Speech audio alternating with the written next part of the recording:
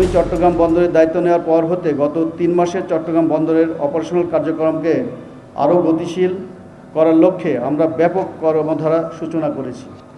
এর মধ্যে উল্লেখযোগ্য কয়েকটি কার্যক্রম আমি এখন তুলে ধরছি। প্রথমত, আমদানিকৃত সকল FCL কন্টেনার আমরা বন্দরের অভ্যন্তরে খুলে পণ্য খালাসের পরিবর্তে অফ ডগে এবং আমদানিকারকদের চত্বরে নিয়ে খালাস প্রদানের অনুমতি প্রদানের জন্য জাতীয় রাজস্ব বোর্ড এবং নৌ পরিবহন মন্ত্রণালয়ে প্রস্তাব প্রেরণ করেছি।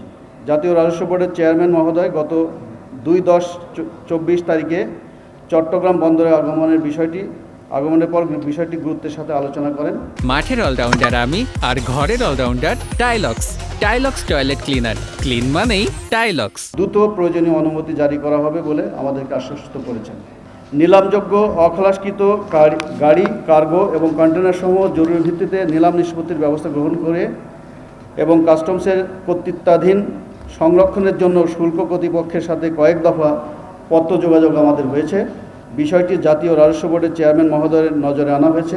এই বিষয়ে তিনি দ্রুত ব্যবস্থা গ্রহণ করবেন বলে আমাদেরকে আশ্বস্ত করেছেন। গত 11 নভেম্বর পাকিস্তান থেকে প্রথমবারের মতো শিপিং লাইনের অধীনে MV ইয়াং জিয়াং ফা জাং নামীয় এই জাহাজের মাধ্যমে 328টি কন্টেনার নিয়ে চট্টগ্রাম বন্দরে আগমন করে এবং 12 নভেম্বর 2024 তারিখে খালাস করে চট্টগ্রাম বন্দর ত্যাগ করে। জাহাজটি মূলত দুবাইয়ের জেবল আলী বন্দর হতে যাত্রা আরম্ভ করে মধ্যবর্তী করাচি বন্দর হয়ে চট্টগ্রাম বন্দরে আগমন করে।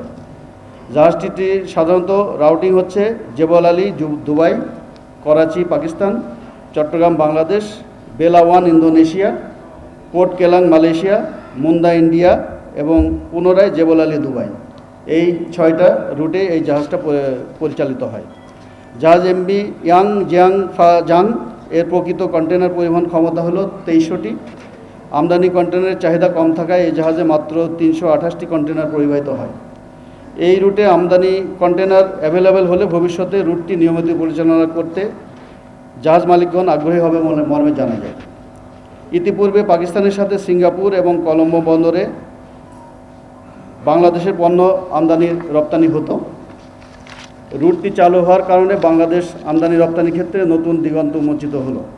এতে করে সাশ্রয়ী ব্যয় এবং সময়ে উভয় দেশের আমদানি রপ্তানি বাণিজ্যে নতুনভাবে গতিশীলতা বৃদ্ধি পাবে।